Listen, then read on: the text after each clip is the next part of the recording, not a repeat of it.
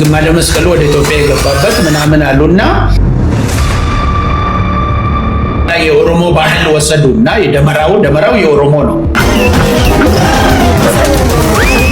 ደርሶ የሚታሳልፍ ከሆነ የመጽሐፍ ቅዱስ ጠላት ከሆንክ አሳልፍ። እግዚአብሔር አንድ ነው።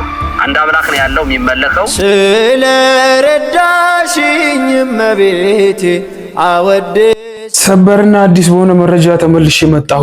እንግዲህ የደመራ በዓል የኦርቶዶክስ ሳይሆን የኦሮሞና የአማራ ነው ሲሉ አንድ ፓስተር በአደባባይ እንግዲህ ተናግረዋል። እውነቱ ምንድነው? በጣም የሚያስቅ ጊዜ ላይ ደርሰናል። እንዲሁም ደግሞ መጽሐፍ ቅዱስን ስቀድ የነበረችው ልጅ መጨረሻዋ ምንድነው አስመለከታችኋለሁ። እስቲ ከሳቸው ንግግር እንጀምር። እውነት ደመራ የአማራና የኦሮሞ ነው ወይ? እንመልከት። ግማደ መስቀሉ ወደ ኢትዮጵያ የገባበት ምናምን አሉና ከወሰንበራ የኦሮሞ ባህል ወሰዱና ደመራው የኦሮሞ ነው። የኦሮሞ ካልቸራል እንትን ነው እንግዲህ አማራም ኦሮሞም አንድ ላይ ስለነበረ አንድ ላይ ሊኖራቸው ይችላል።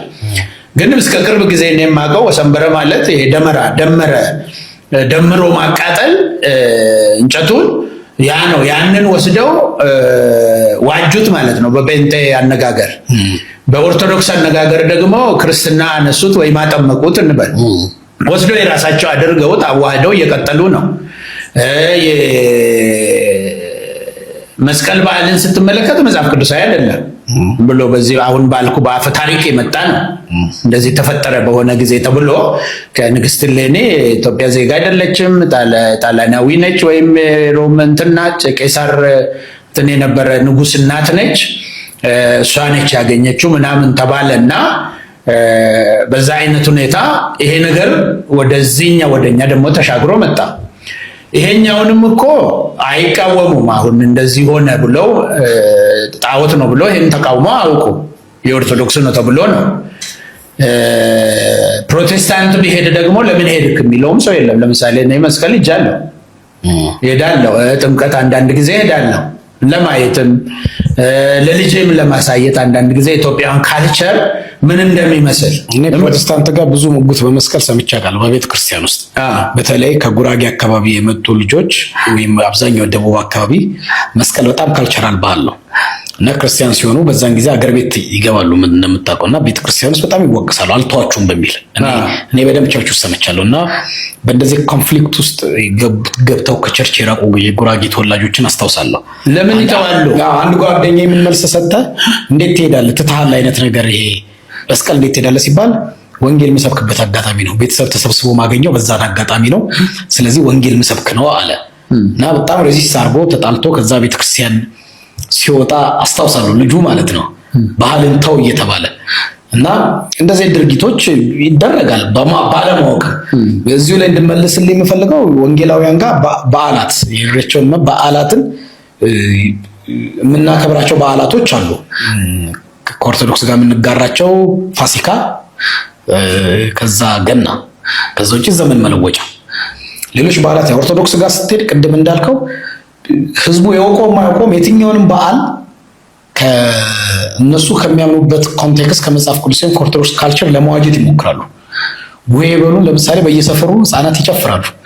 ምንም ሃይማኖት የበዓል ፋይዳ አድርገው አይደለም። ሐምሌ 13 አካባቢ የሚደረገው ነው ይሄ በዓል ሁለት ምሽት ላይ ከዛ በደብረ ታቦር እንደተገለጠው ምናምን ብለው ከመጽሐፍ ቅዱስ መዝሙር አውጥተውለት የቸርች ያረጉታል፣ ኒውይር ላይ ያረጉታል፣ ይዋጁታል። እኛ ጋር ወይራስ ሁሉንም በዓል ተተን ኢትዮጵያ ካልቸር ነጮቹ የሚያከብሩትን ሁለት በዓላቶች ይዘናል። ከዛ ውጪ ሌሎች በዓላቶች ካሉን ለፓስተሩ ዕውቅና መስጫ ቤተክርስቲያኑ የተመሰረተች 10ኛ ዓመት 15ኛ ዓመት ምናምን ብለን ነው በዓል የምናከብረው። ካልቸር ውጪ ነው ማለት ነው። ያዝ ባይተ ከሆነ በዓል ሲከበር ከናት ኦንሊ ትላልቁ በዓላት ላይ ፕሮቴስታንት በዓል ማታ ያመሽና ቸርች አዳር ኢትዮጵያ ካልቸሩ ምግብ ተሰርቶ አገር ልብስ ለብሶ ቡና እየተጠጣ የሚያደርገው የቤተሰቡን እንኳን ተኝቶ ይውላል። በዓል ቀን ሁሌ ፋሲካችን ነው ይላል። ከዛ በኋላ እውነት በመድር ሁሌ ፋሲካችን ነው። ሁሌ ፋሲካችን ዕለት መስቀሉን ነው የምናስበው። መታሰቢያ አይደል ፋሲካ? ሁሌ ፋሲካችን ከሆነ ዕለት መስቀሉን ዕለት ስቃዩን ከዛ ለዚህ የተከፈለውን አኗኗር መሬት ላይ በየቀኑ ነው የምንኖረው። እውነት እንደዛ ከሆነ ጥሩ ነው። ግን ከባህል ውጪ ስለሆነ ሚሽነሪዎቹ ቅድም እንዳልኩ ሲያመጣ ሁሌ ፋሲካችን ነው ሁሌ ገናችን ነው ይላል። ሁሌ ገናችን እንደሆነ አለመኖር ብቻ ሳይሆን የበዓሉ ቀን አንድ ምናከብራቸውን በዓል ላይ ፌስቲቭ የኢትዮጵያ እንትኑ ምን ጠብቆ እንትን አይልም። ማታ ከቸርች እስከ አዳር ፕሮግራም ወይ እስከ ምሽት 9 ሰዓት ምናምን ይታደራል። ቀን ተተኝቶ ይዋላል። ከቤተሰብ ጋር አብሮ የማሳለፍ የመብላት ምናምን ለሶነ ታይዋለ ካልቸር የተፋታን እንታያለ ማለት ነው። በሁሉም ሃይማኖት በሁሉም ስርዓት የምናውቃቸው ስርዓቶች ሆን ይሄ የኦሮሞ ባህላዊ ኢሬቻን ብቻ ሳይሆን ሌሎችም ከኖርበት ስርዓቶች ላይ አው ምንድነው እንግዲህ ይሄ ችግሩ የኛ አሁን ምንድነው የፕሮቴስታንቱ ምን እንደሚወስድ ምን እንደሚተው ማዕቀብ መርጦ አስተካክሎ ካልቸሩን ቀይሮ እንደዛ አይነት ነገር የማድረግም ነገር የለም። አሁን ለምሳሌ ክሪስማስ ትሪ ከሱቅ ገበያም ይገዛል ከምንም ያደርጋል አምጥቶ የፈረንጅ ነው እሱ ክሪስማስ ትሪ በእነሱ ጊዜ እነሱ ክሪስማስ በሚሆንበት ጊዜ በረዶ ስኖው የሚሉት በረዶ ስላለ ዛፎቹ ላይ ስኖው እንትን ይላል ያለ ማስታወስ ተብሎ እነሱ ወደ አፍሪካ ወይ ወደ ሞቃት ሀገር በሚመጡበት ጊዜ ያንን ያደርጋሉ። ጥጥ አይነት ነገር ነው በረዶ ቅጠሉ ላይ ዛፉ ላይ እና ጥጥ ይደረጋል ምን ይደረጋል ያን አይነት ነገር እዚህ አምጥቶ የኛ የፕሮቴስታንቱ ካልቸር አድርጎታል። ግን ከኢትዮጵያዊ ባህል ጋር አሁን ይሄ የገና ጫወታ በእሩር የምትጫወተው እሱ አሁን ከመጽሐፍ ቅዱስ ጋር ምንም ግንኙነት የለውም። ግን የድሮቹ የኦርቶዶክሶቹ አዋህደውታል። እኛ ደግሞ የምናዋህደው ወይ ይሄኛው ወይ ሌላው ነው። ወይ እግር ኳስ ጫወታም ያርገው ምንም ብቻ ከገና ጋር የተዋሃደ ነገር የሆነ ነገር የራሴ ነው የሚለው የፈጠረው ነገር የለም እና አንዳንዱ ግራ የገባው ነው። አንዳንድ ጊዜ ደግሞ ሁሉንም የመቃወም እንትን የማድረግ ካልቸርን ባህልን ልማዶችን ምናምኖች ሁሉ ትቃወማለህ። ሌላውን ልማድ ደግሞ ትወስዳለህ የፈረንጆን የምናምኑን እሱ ከክርስትና ጋር ስለተሰጠህ እንጂ ምንም ስለሆነ አይደለም። ሌላው ደግሞ አሁን አምጥተው ሽብሸባ ብለው በተለይ እንኳን ከኢትዮጵያ ቸርቾች ወደ ሁሉም ተጋብተዋል። ድሮ ሙሉ ወንጌሎች ናቸው ያመጡት። ከኦርቶዶክስ ሽብሸባን አምጥተው እና ማኑኤል እና ምናምን እዚህ ጋር ያሸበሽባሉ። ያ ሽብሸባ ከየት ነው የመጣው?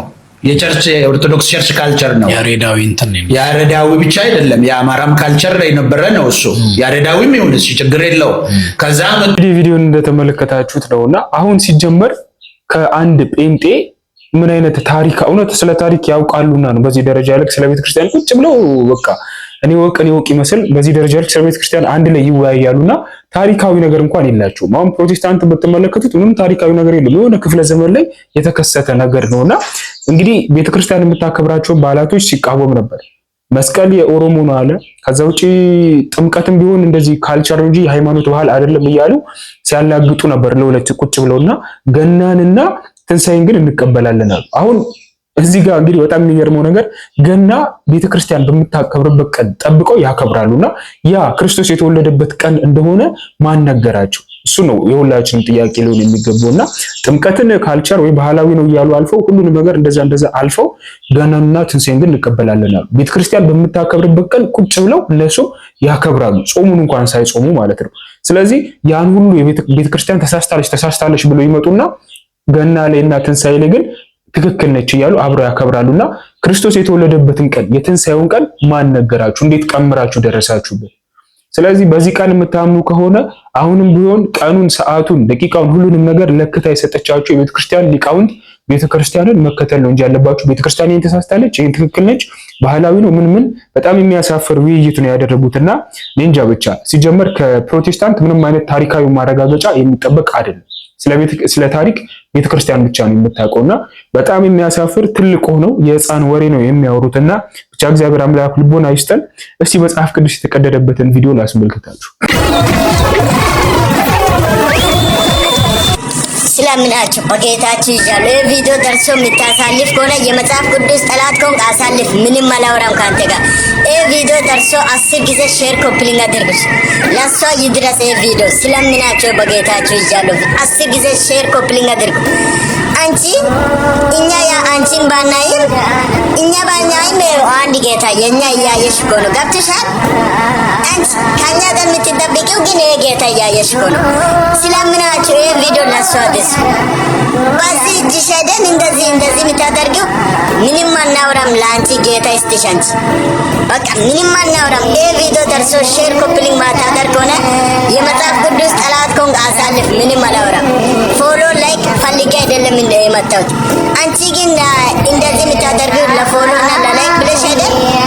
በዛ እጅሽ ጌታ ይስጥሽ፣ እኛ ምንም አናውራም። ግን መጽሐፍ ቅዱስ እንደዚህ ታደርጊያለሽ? ሙስሊም ከሆንሽ ምንም ሁኚ፣ ከዚህ በኋላ አቆሚ። ስለምንሽ በጌታሽ ይዤሻለሁ። በቃ ይህ ቪዲዮ ደርሶ ዝም ብለህ የምታይ ከሆነ የመጽሐፍ ቅዱስ ጠላት ከሆንክ ይለፍ፣ ምንም አላውራም። ስለምናችሁ ሼር ኮፕሊንግ ምንም አድርጉ። በቃ እንግዲህ ሰሞኑን መነጋገር የነበረው የመጽሐፍ ቅዱስ እየቀደዱ ወይም ደግሞ የማይሆን ነገር እያደረጉ ሚዲያ ላይ ማጋራት ነውና ትዝ ካላችሁ ከሱ በፊት ከሳምንት በፊት ቅዱሳን ሰላት ላይ ነበር ነገሩ የነበረውና አሁንም ቢሆን መጽሐፍ ቅዱስን እንደዚህ የሚያደርጉት መጽሐፍ ቅዱስ ላይ የሚነሱትን ጥያቄዎች መሞገት ስላልቻሉ ነው። አንድ ሰው የሆነ ሐሳብ አምጥቶ በዛ ጥያቄ ላይ ማሸነፍ እስካልቻለ ድረስ ያለው አማራጭ መጽሐፍ ቅዱስ መቀዳደር ነውና ምንም የሚደንቅና የሚገርም ነገር አይደለም። ብቻ እግዚአብሔር አምላክ ልቦና ይስጣችሁ ነው የምንለው። ኢሬቻን አስመልክቶ እንግዲህ እነ ፍቅረ ኢየሱስ ከመምህር ዲበኩሉ ጋር ሆኖ ሌሊቱ ሙሉ ከአንድ ወጣት ጋር ሲከራከሩ ነበር የኢሬቻ ቀንና ይህንን ቪዲዮ ላይቭ ላይ ነው የቀረስኳቸው። ብትከታተሉት ብዙዎቻችሁ ታተርፉበታላችሁ ብዬ አስባለሁኝና ኢሬቻን ባህል ነው ስትሉ የነበራችሁ ሃይማኖት ነው። አንድ ተከታይ ኩማ የሚባል የኢሬቻ ሃይማኖት ወይም ደግሞ የዚህ ባህል ሃይማኖት ተከታይ የሆነ ወንድማችን ቁጭ ብሎ ሲናገር ነበርና ይሄ መንግስት እንኳን ኢሬቻን እንዳናከብር አድርጎናል እያለ መንግስትን ሲቃወም ነበር። ለማንኛውም ይሄንን ላይቭ ላስመልክታችሁ። ዋናው ራሳችን ግን አሁንም ቢሆን ፕሮቴስታንት በጣም እንጃ ሁሉንም የሚወክል ነው ያላስምና ቅድም ያነሱት ሐሳብ ትንሽ ጭንቅላት የሚያዞር ነው። ለማንኛውም እስቲ ላይቭን ላስመልክታችሁ። እቺን የተከላት ክብርት ሊዲያ ግርማ የአሁኑ አዲስ አበባ ከተማ ሰላምና ጸጥታ ኃላፊ ከእሳቸው ጋር ሆነን እኔ የካ ነበርኩ። ከየካ መጣንና ክብርት ሊዲያ እስኪ እዚህ ተራራ ላይ እንትከል አልኳቸው። አብረን ወጣን። እቺ ወይሮዋን ይህን ወርቃውን ተክል ዛሬ ስናም ትልቅ ነገር ሆነ። ዩኒቨርሲቲ ማግባሪያ ቦታ በርካታ ወንዞች የሚገናኙ በምድራችን ላይ እዛው ጋር እንግዲህ በጣም ትልቅ የኦሮሚያ አዳራሽ አለ። ምናልባት 1 ኪሎ ሜትር ላይ ተሳታሩ። ስለዚህ ይኸው ዋርካው ይኸው ቅዱስ ሲለቀለቅ የነበረው አረቄ ሲደፋበት የነበረው ይሄ ምንድን ነው ሲነገረኝ?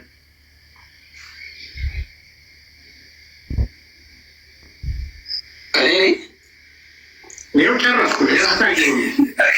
አሁን ዋርካው እንግዲህ ዋርካ ባይዘው ስለ ዋርካ ማውራት ካስፈለገ በጣም ንጹህ እንጨት ነው። ቼክ አድርጎ አጥኑ። ሌሎቻችሁም አንድ ዶክተርም እንዳለ አይቻለሁ። እዚህ እባብ፣ ይሄ የሌሊት ወፍ፣ ቆሻሻ የሆኑ ነገሮች የሚቆሽሹ ነገሮች እንኳን የማይነኩት እንጨቶች ናቸው። የተመረጠ እንጨት ነው። አላውቀውም ለምን እንደተመረጠ። በጣም ስለ ዋርካ ራሱ ማጥናት ትችላላችሁ፣ መጠየቅ ይቻላል። ንጹህ እንጨት እንደሆነ አንድ ነገር ብቻ ነው እሱ ላይ የሚወጣው። ስለዚህ እኔ እሱ ማለት አልፈልግም። ከየትም አምጥተህ ደግሞ ከሴጣንም ጋር እንደተገናኘው ብዙ እንጨት እንደሆነ ነው በደንብ ዋርካው ላይ የሚለቀለቀው ዋርካው ነገር እኮ ወፎቹ እኮ ያርፉበታል። እኔም እንዳንተ እከራከራለሁ። ልክ አይደለም ዋርካውን ቅቤ መቀባት፣ ዋርካው መድፋት፣ እያረዱ ማድረግ ምን ማድረግ እንዳንተ እከራከራለሁ። ልክ አይደለም። የዋቄ ፍታ ስርዓት አይደለም። ኦዬ ገመድ እንዴት ነህ? ደህና ነህ? በድጋሚ ይኸውልህ እምነትህን ምንም ጥያቄ የለውም እናከብራለን። ምንም በደንብ ነው የምናከብረው። ግን አጋንንታዊ አትበሉብኝ ስትል ሌላ ምን ልንለው እንችላለን? ማለት እግዚአብሔር አንድ ነው፣ አንድ አምላክ ነው ያለው የሚመለከው። እሱ ደግሞ የተገለጠ አምላክ ነው። ስለዚህ እኔ ነኝ ብሎ የተገለጠ አምላክ አለ። ከሱ ውጭ ሌላ የማይታወቅ አምላክ፣ ለምሳሌ እሱ አጋንንት፣ ሰይጣን የተጣለው ዲያብሎስ እንዳይፈትነን አጋንንት ሊሰራ የሚችላቸውን ስራዎች ክፋቱን፣ ተንኮሉን ከዚህ አጋንንት ተጠበቁ ብሏል። እና ደግሞ የአምልኮ ምልክት ይዞ በስሜ የሚመጣ አለ ብሏል። ስለዚህ ሰይጣን በእግዚአብሔር ስም ይመጣል፣ ይቀጣል፣ ሌሎችን እያስመለከ እያስካደ ማለት ነው። ስለዚህ የትኛውም ሃይማኖት በነገራችን ላይ የኛ ብቻ ሳይሆን ከራሱ እምነት ውጭ ሆነው ከአጋንንት ነው የሚያምነው። ኦኬ የትኛው አሁን አንተ ልጠይቅህ የምፈልገው ነገር ግን ልንገርህ፣ አንተ ትክክል ነው አይደለም የምትለው አሁን ስለ ዛፉም ስለ ቂቤውም ስለ እርዱም ትክክል አይደለም የምትለው በየትኛው ክርስትና የተገለጠ ነው? ታሪካዊ ነው? አባት አለው አስረጃል? በየትኛው መጽሐፍህ? በየትኛው አስረጅህ? በየትኛው ወይ በቁርአን ወይ በመጽሐፍ ቅዱስ በየትኛው ነው ስህተት ነው ትክክል ነው የምትለው? እኔ ወደ ወንጌሉ ማዘንበር ስለፈለኩኝ ነው። ገመዳ የየትኛው መለኪያ ምንድን ነው? የሰው ጥያቄ ይገባኛል፣ ግን እኔ እንደ ዋቅር ፈታ መስፈርቴ መጽሐፍ ቅዱስ አይደለም። ምንድን ነው እየጠየኩ ነው። መጽሐፍ ቅዱስ ነው ወይ ሳይሆን ያልኩት ምንድን ነው? መጽሐፋችሁ ያለው አባቶች የዋቅር ፈታ የራሱ አስተምሮ አሉ፣ የሚያስተምሩ አባቶች አሉ። የተጻፈ እንደ መጽሐፍ ቅዱስ ለእናንተ መጽሐፍ ቅዱስ ንገረን። ለእኔ ለዋቅር ፈታ ግን ለዋቅር ፈታ ለእኔ ፊክሽን ነው መጽሐፍ ቅዱስ በግልጽ አማርኛ ማለት ካሉ ልክ ካልሆነ ገመዳ ገብቷል። እዛ ውስጥ ዋቅር ፈታ ልክ ከሆነ አላገኘሁም እኔ በእሷ ገመዳ ይሰማል ገመዳ ይሰማል።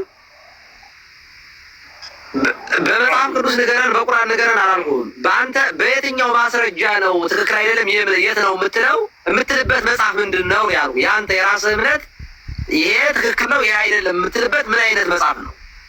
ምንድን ነው? ሲጀመር ለአንተ ማስረጃ አይጠበቅብኝም። ይኸውልህ ሃይማኖቴን ተቀበል እያልኩ አይደለም። ቆይ ገመዳ አንገባ ማለት እኔ ቆይ አሁን ያንተ ነገር ቆይ እንጂ ቆይ አንዴ ገመዳ ወንድ ማለት ቆይም ገመዳ አንዴ ተው ያዳመጥከ ይኸውልህ እኔ ያልኩህ አሁን ያንተን እምነት እናከብራለን ስበክ።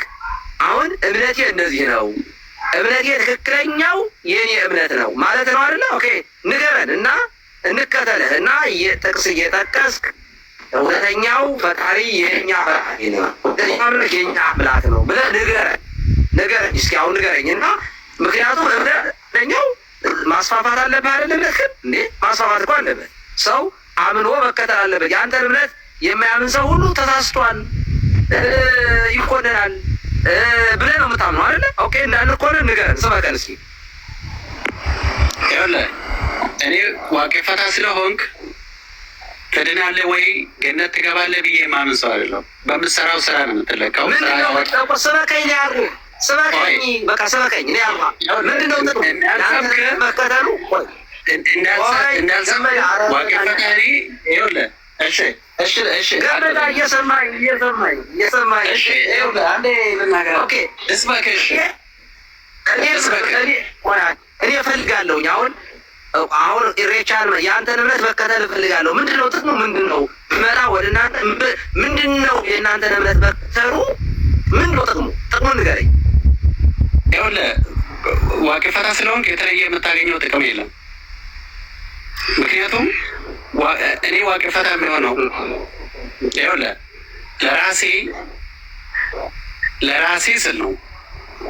እኔ እኮ ለራስ ምን ያደርግ የፈጣሪ ትእዛዝ ተቀብዬ ለምኜ አመስግኜ የምኖርበት መንገድ የማልሰብክህ ለምን መሰለህ? ይኸውልህ ቄስ መናገር የፈለኩት አንዴ ብቻ ይኸውልህ ከሌለው ምን ያደርግልሃል? ተዋ አንዴ እኮ ማለት የፈለግኩት መልካም ስራ የሚሰራው ለምንድን ነው? እሱን ጠይቁት እንጂ ቀሲስ መልካም ስራ የሚሰራው በነገራችን ላይ ቆይ አሁን በነገራችን ላይ ሞዴሬሽን ማሽኗልልኝ አስተካክልል። አሁን ገመዳዬ ይኸውልህ ካልሆነ እኔ ላሳይህ ነው። በጣም የሚጠቅም ነገር ላሳይህ ነው። የዘላለም ክርስቶስ ማመን ክርስቶስ እምነት በጣም ብዙ ጥቅም ላሳይህ ነው እና ኦኬ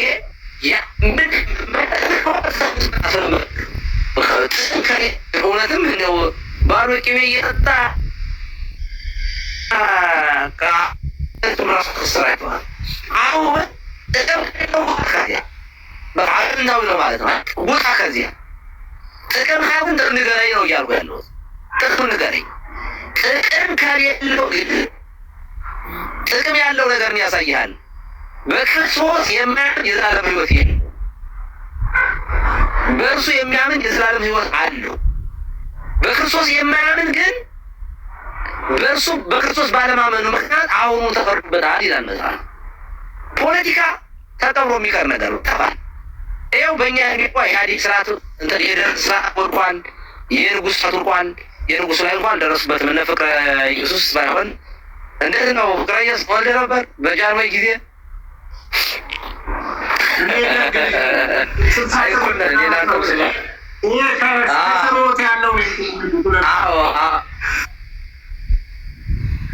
በቃ አሁን የንጉሱ ስርዓት አልፏል። የደርግ ስርዓት አልፏል። የአይቃት አርቆር ያልፋል። ማለፈው መንግስት የእግዚአብሔር መንግስት ነው። ኦኬ። ስለዚህ አሁን ፖለቲካ የሚመጣው ወደ ድሮ የድንጋይ ዘመን ላይ ሰዎቹ በድንግዝግዝ የሚኖሩበት ምንም ሰባኪ ያለ ሰባኪ የኖሩበት ዘመን ላይ ብልጽግና የተባለ መንግስት ወስዶ የኦሮሞን ህዝብ ሊወሽቀው ፈለገ። ይሄ ትክክል አይደለም። እኔ ኢትዮጵያዊው ኦርቶዶክሳዊነትን ስቀበል የኦሮሞ ህዝብ እኩል ከሌላ እኩል ተቀብሏል። እኩል ነው። ምን ልዩነት የለም። ግን የኦሮሞን ህዝብ ለብቻ ወስዶ ጣዖት አምላኪ፣ ጨሌ አምላኪ፣ ቅቤ ቀቢ ሊያደርገው ፈለገ። በነገራችን ላይ በኢትዮጵያ ውስጥ ብልጽግና የኢትዮጵያ ሁሉ ጠላት ነው። ለኦሮሞ ህዝብ ደግሞ በእምነቱም በባህሉም ጭምር ጠላት ነው የሆነው። ባይዘው ለኦሮሞ ህዝብ የበለጠ ጠላት ነው የሆነው። ልባል የኦሮሞ ህዝብ ጋብ ባለመስጠት እንደማንኛውም እንደ ኦሮሞ እንደ ትግሬ ነግዶ እንዳይበላ ሰርቶ ቆፍሮ አርሶ እንዳይበላ አድርጎታል። በመንፈሳዊ ህይወት ደግሞ ከአማራው ከትግሬው በላይ ጎልቶታል። ልብ አድርጉ። ከአማራው ከትግሬው ከሌላው ከአፋሩ ከሌላው ብሔር ብሔረሰብ የባሰ የዘላለም ህይወትን አሳጥቶታል። ማን? ብልጽግና። ምን በማለት ድሮ አማራውም ኦሮሞ የትግሬው ምኑም ድሮ ዝም ብሎ ማለት በድንግዝግዝ ይኖርበት የነበረውን ከ2000 ዓመተ ምህረት በኋላ የኦሮሞን ህዝብ ወደ ኋላ ወስዶ በፖለቲካ በኢኮኖሚም በመንፈሳዊ ህይወትም ወደ ጨለማ ሊወስድ። ስለዚህ ጸረ ሀገር ነው፣ ጸረ ህዝብ ነው። አንድ ነገር ሊጨመርበት የእርስዎን ሀሳብ የሚደግፍ ማለት ነው። ብልጽግና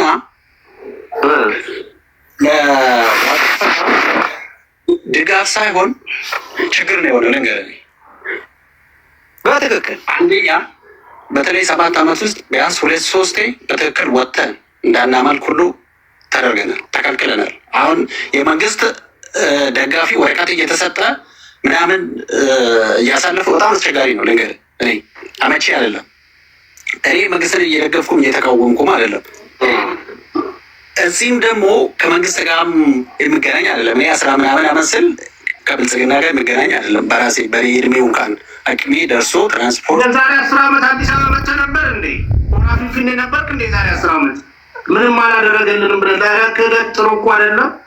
አሁን ሰሞኑን ለልብስ ብቻ 275 ሚሊዮን የሰጣችሁ። አሁን እንግዲህ እኔ ቤተሰብ አለኝ ብለሃል። አንተ ቤተሰብ ለብሶ ሆነ በግብጽ ቤሪ እኔ አሁን ብዙ ጓደኞቼ ዘመዶቼ ዋራ ሆኖ ሬቻ ሄደዋል። ግን ልብስ ከመንግስት የተገዛላቸውን አላውቅም። እኔ ልንገርህ ገመድ 25% በሆነ ኦሮሞ አለብኝ ብለሃል። የአንተ ዘመድ እንግዲህ ከተገዛለት እውነት ለማውራት ማለት ነገርኩህ። የኔ 25% በአጭር አማርኛ ሬቻ ነው እኮ። እኔ አሁን እነሱ ባቴ ኦሮሞ ነኝ ዋቄ ፍታም ነኝ። ልብስ የተገዛለት ሰው የት አለ ታዲያ? ቆይ ወንድም አለም ለአንተ ሊኔ ምስ ምንም ዓመት መስቀል ይህን ቦታ ጋር ትመጣ ነበረ። የት ቦታ? ሆራ ፊንፊኔ አሁን እስጢፋኖስ ጀርባ 27,000 ምናምን የምታደርገው አድርገህ ታውቃለህ? መቼ እንደተጀመረ አታውቅም? እሱ ይሰማል አይ ለወጣ ስለሆነ ይቅርታ፣ ለወጣ ነው። ክላስ ሰዓት ደርሶብኛል። ገመዳ ወንድማችን ኦሮሞ በጣም የሚያኮራ ባህል ያለው ጀግና፣ እንደ ማንኛውም ኢትዮጵያዊ በሀገሩ የሚኮራ ለነጻነት ገለ እምነት ያለው በክርስቶስ የሚያምን ሌላም እምነት ሌላውም እንዳለው ያለው ህዝብ ነው። ወንድማችን ፖለቲካ ሌላ ጉዳይ ነው።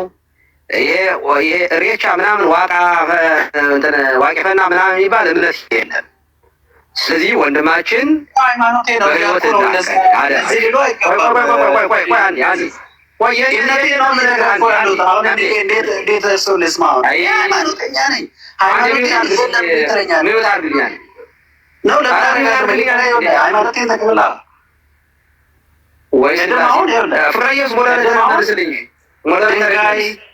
ድንጋይ ምናምን የምን ነገር ነው። ላለበላ ድንጋይ አይደል? ኧረ ሚውት አድርገው አንዴ፣ ሚውት አድርገው አንዴ፣ ሚውት አድርገው። እኔ ልወጣ ስለሆነ ነው፣ የራሴን ነው የምነግርህ። በክርስቶስ የማይኖር የዘላለም ሕይወት የለውም እና ወንድማችን አሁን ያለውን ዥዋዥው ከመቃብር በታች የሚያስቀር በምድር በሰማይም በምድርም የማይጠቅም በነፍስም በስጋ የማይጠቅም ስለሆነ የዘላለም ሕይወት የሆነው በቀራንዮ አደባባይ ስለ ሁላችን የሞተው የዚህ ዓለም ፍርድ ደርሷል። የዚህ ዓለም ገዥ ይጣላል። እኔም ከምድር ከፍ ከፍ ያልኩ እንደው ሁሉን ወደ እኔ እስባለሁ ያለው አምላክ ሁሉ ስለ ሁሉ ሞቶ ሕይወቱን የሰጠ ጌታ አለ። በእርሱ የሚያምን የዘላለም ሕይወት አለው። ያላመነ ግን ተፈርዶበታል የሚለው መጽሐፍ። ስለዚህ ከዚያ ውጣና ወንድማችን በክርስቶስ አምነህ የዘላለም ሕይወትን አግኝ። ኦኬ። አለበለዚያ በጨለማ ውስጥ ዛሬ ነው የምትኖረው ማለት ነው። ከክርስትና ውጭ ከአንዱ ከክርስቶስ ውጭ ከአንዱ ከእግዚአብሔር ውጭ ሌላ አምላክ የለም። አንድ አምላክ፣ አንዲት ቤተክርስቲያን ብቻ። ዛሴ ከዚህ የሆነው በሙሉ አጋንንታዊ ነው። በፈለግከው ቋንቋ ልትገልጠው ትችላለህ። ከአንዱ ክርስቶስና ከአንዲት ቤተክርስቲያን ውጭ ሃይማኖት የለም። ሌላው ምንድን ነው? አጋንንታዊ ነው። አጋንንታዊ ነው። የዚያኛውም እምነት ትክክል የዚህኛው እምነት ትክክል የለም የሚባል ነገር የለም።